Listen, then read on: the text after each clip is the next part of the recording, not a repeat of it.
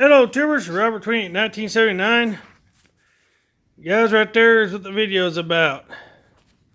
I took the school bus RV conversion and traded it. It's gonna be a little bit bumpier than normal, guys. I'm on my phone doing this video. I'm out in the shop at training, so. But it's an International 184.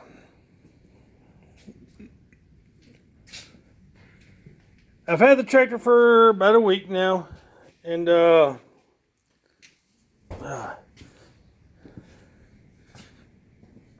gonna do some storytelling on this. And yeah, my shop is a destroyed mess at the moment. No updates on this right now because I have kind of stalled on it for a minute. I got some other projects coming, but yeah. Still got the Jeep. Had a couple people ask me about that. Still have it. Trying to locate a soft top for it. I've got the doors for it right over behind the welder and the lawnmower. You can barely see them right there. That's the doors. That's a nutmeg color, so I'm gonna see about finding a soft top.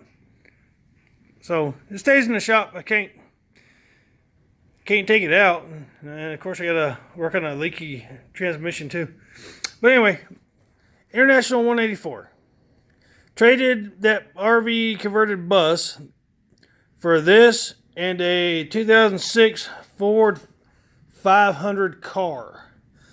Car starts and runs, drives, no problems. 195,000 miles on it. When I got this, it didn't run. So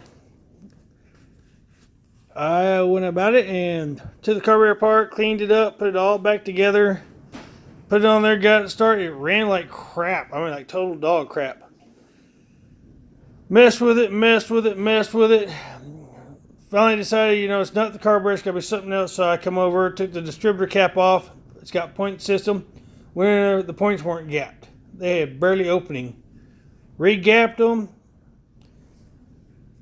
Cleaned all that up. Thing starts right up and runs. And I mean, it runs good. The points, condenser, and rotor are all brand new. They were new when I got it.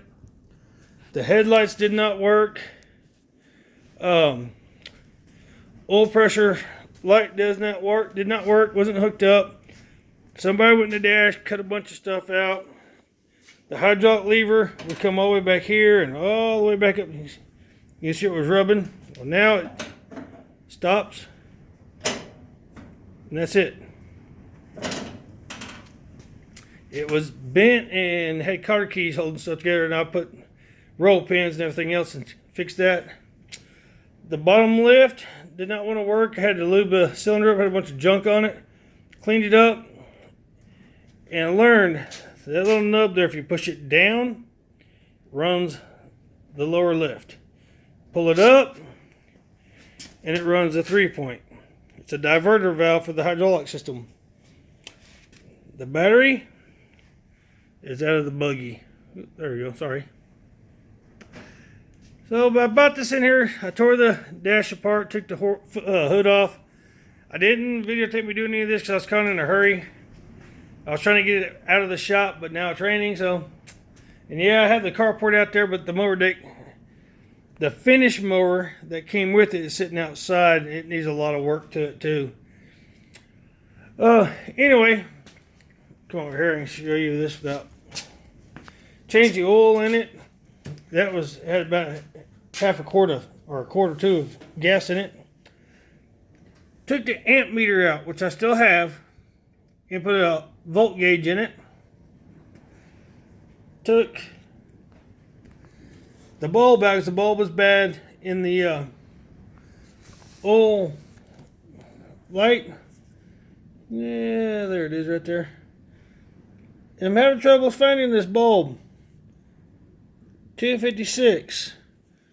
Reason being, that's why.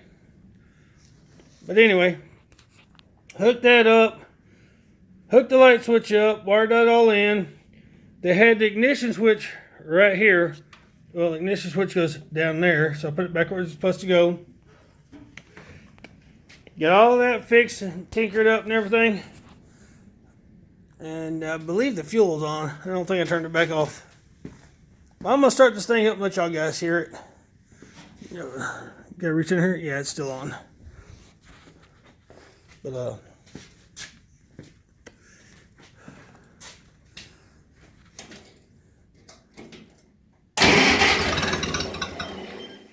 oh, runs good, huh? Yeah.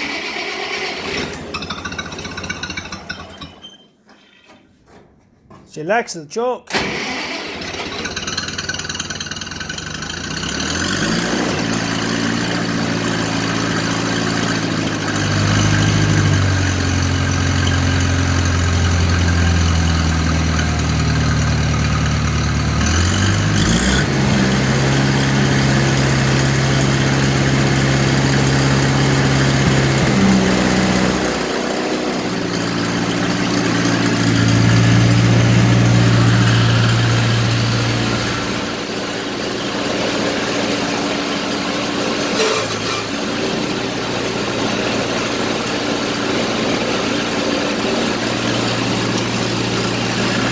As you can see, my voltage gauge is not good.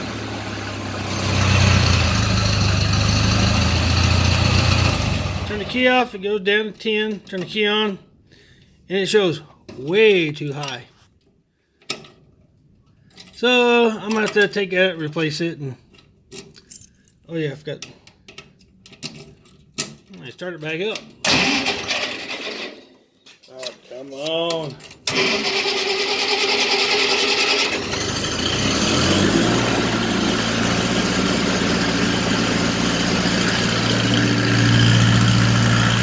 Get them working.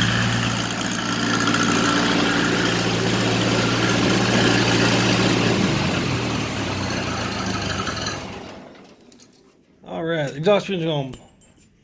Ugh, choke me out here.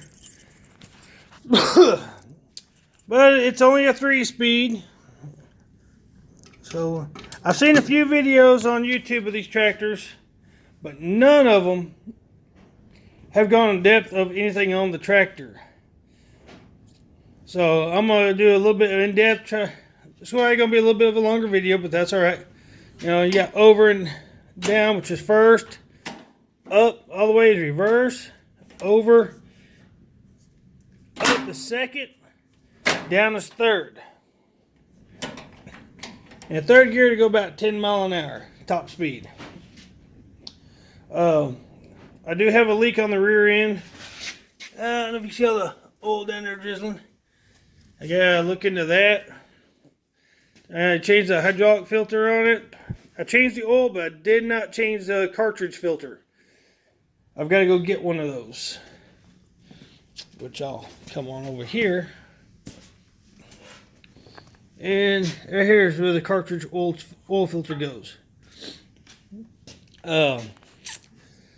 The one thing that I don't know why it concerns me, but it does. There is no water pump on this motor.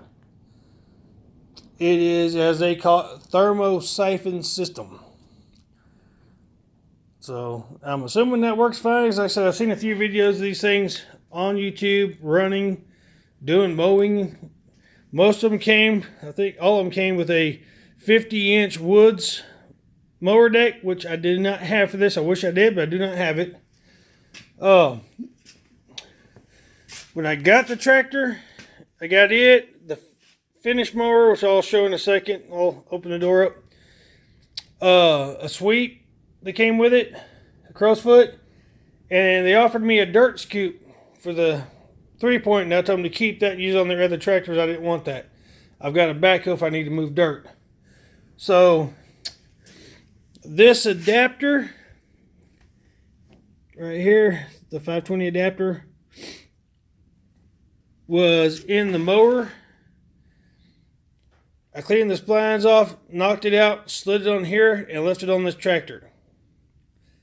Instead of having it in the couple end of the shredder or mower deck and having to change it with every implement, or if I get a little postal digger or whatever, a tiller or whatever, I left that on there. It was a very tight fit, and I hammered it on so it'll stay on. And when I put my deals on, I put a little rope in, it goes right in this hole, and it holds it in. It's kind of a weird setup, but other than that, I cleaned up the 3-point area. The limbs would not move when I got them. They were seized and stuck. I got them broke free. This one moves a lot easier than the other side. The other side is still a little more stiff than the side. It's got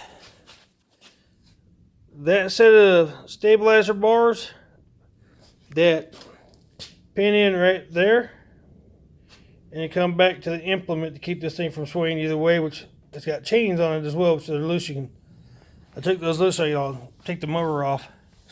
If I can speak, I'll be better. But I got that red set, and I got a silver set that came with it as well. They're non-adjustable. They're stuck. These here are adjustable via those 2 bolts that are in them. So, but without further ado,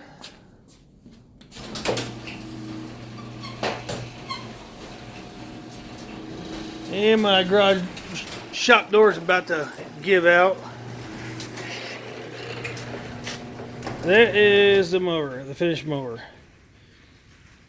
I've hooked it up, cleaned it up, greased everything, stuck it on the tractor. It'll run it for a while, but won't idle all the way up with it on, because that thing has set for, you see the rot holes in it. There's rot underneath the pulleys in there. There's rot on the other side. It needs a lot of work. It's set for a very long time, and I need to tear it all apart, put all new bearings in it, bushings and stuff like that, and then get it up and rolling. Whether I use it or not, that's a different story. I might just roll it off somebody else and let them deal with it. The other plow is out there in the rain, and I'm not walking out there with my phone in the rain, so. But from everything I found, this is a 18 horsepower, 4-cylinder flathead gas motor. I want to say it's like a C60 is what they're saying, International C60. The Cub Cadet Loboys, different paint job, different front nose cone, same damn tractor. They actually call this Farmall, or what the hell is it? You can hardly see that plate there, but it is called a Loboy. But everything you look up for it comes up as a Cub Loboy. So like a Cub Cadet. The electric clutch works great on it. The belts are in good shape. Fan belt's in good shape. Nose cone is in rough shape. But I found another nose cone along with a grill insert with it for $60. I'm going to order that. I have no clue what the hell this bracket was used for. My only thought was is at one point it had a loader on it. Hence, you can see where something was bolted on here, but it took all 3 of those bolts. The way the hood smashed up here and on the other side. But I'm not sure. I can't say it had a loader on it or not. Because there is no auxiliary hydraulics on this. The only thing you can do is have a pump that mounts on the back and runs off the actual PTO drive on this thing. But other than that, I don't see what it had on the front. I thought maybe this could have been used for weights, but that's a weird setup for weights. I don't know if y'all guys have any ideas what you think that might have gone here or been used for. Leave me a comment. Let me know. I'm actually thinking about taking and cutting right there and right there. I'll put a new flat bar on the front. Come down with some some eyelets, and take my snow blade and put on the front of this, run the rod back, probably off both sides, back to the lifting eyes here on the lower lift, and run my blade on here. The only problem is the hydraulics on this are power up gravity down. So I'd have to put some extra weights on this blade to make it pull itself down, because I don't know if it'd pull it down or not, because that blade's not very heavy. Let's see, what else do I want to cover on this guy? The kingpin in the front end on the pivot, I believe, is seized in there. I can roll over bumps and it picks the tires up on the opposite side. I tried to throw grease in it, wouldn't take grease. You can see the amount of grease I put in everything.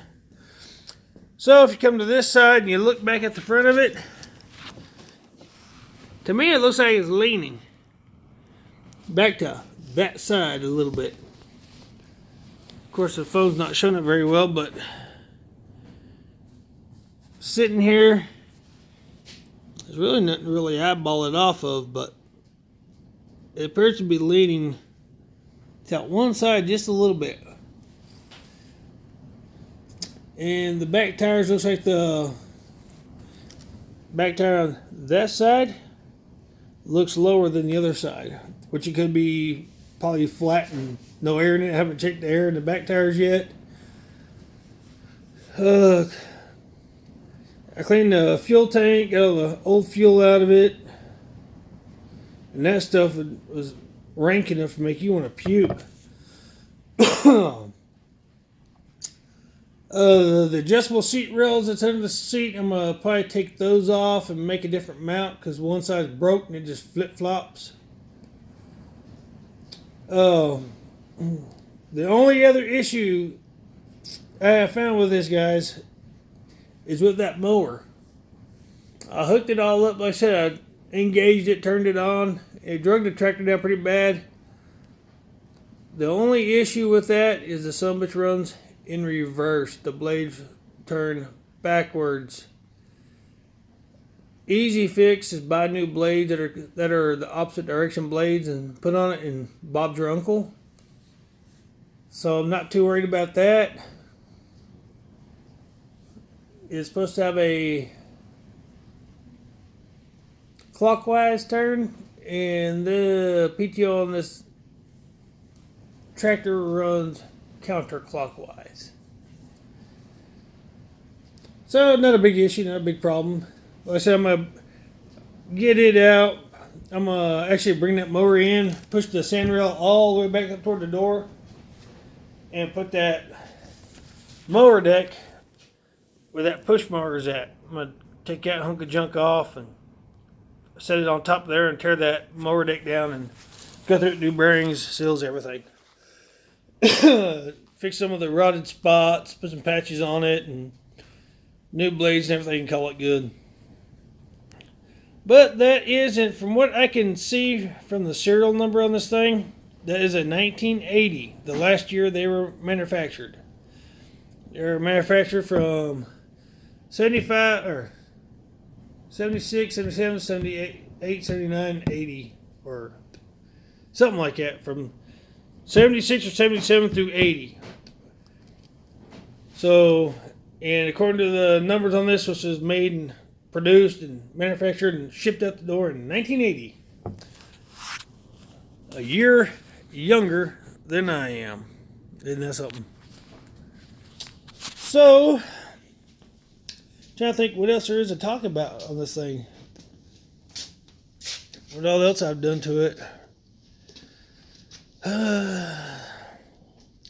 Really, I haven't done a whole heck of a lot to it, just other than getting it running and running good and getting the electrical crap fixed.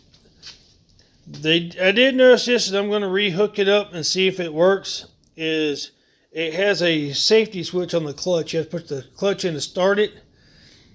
I'm going to hook that back up, because they just put a jumper between the wires, is all they did. And I'm going to see if it works. And if it does, I'm going to re-hook it back up for a safety measure.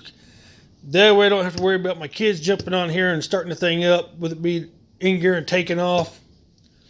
So, which most of the time the great thing for that is just pull the keys up, which I do, but they have a tendency of finding where I had my keys and messing with stuff. So, hence why I keep the battery dead on the Jeep. They already started that up one day and about drove it to the shop door. Not a big deal. Mama didn't know about it. Nobody said anything. So, luckily it started and then died. So they didn't go very far with it. So I just let it sitting here behind locked doors and let the battery go dead on it. Don't have to worry about it. They can come sitting here and do whatever. You can't get it started. So, oh, what else? My neighbor across the road, I'm going to call him a jackpot because I'm sure he's going to watch this video, told me this thing is not complete 100% at all until I robberify it, as he put it, and put a freaking stack on the damn thing.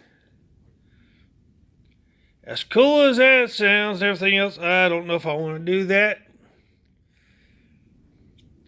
But hell, I just might. You never know. So, but the reference of this thing, the way it runs and everything else, it reminds me of one of my better memories of my grandfather, who recently passed away, guys. His old Lincoln Welder sounded just the same as this thing does when it ran. Every time I heard this thing fired up, memory, boom, just jumped right to my grandfather out there welding in the yard back home in Corpus. So it was a good memory, a good sound to hear again. But I don't know. Might wait and see. Might come up with a stack for this guy. If I like it, I'll leave it. If I don't, I'll go back to factory stock just like that. Muffler and all. So it wouldn't be hard to put a stack on there. To be honest, it wouldn't be hard at all, but don't know if I want to molest this tractor that way. So, and I probably will not do any type of restoration to this thing.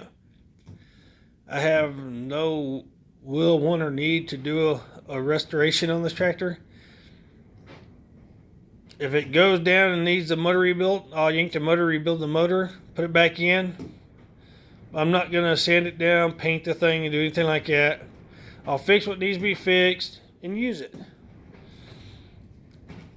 Is it a feasible, usable tool for me in my daily life and business? No. But it's fun.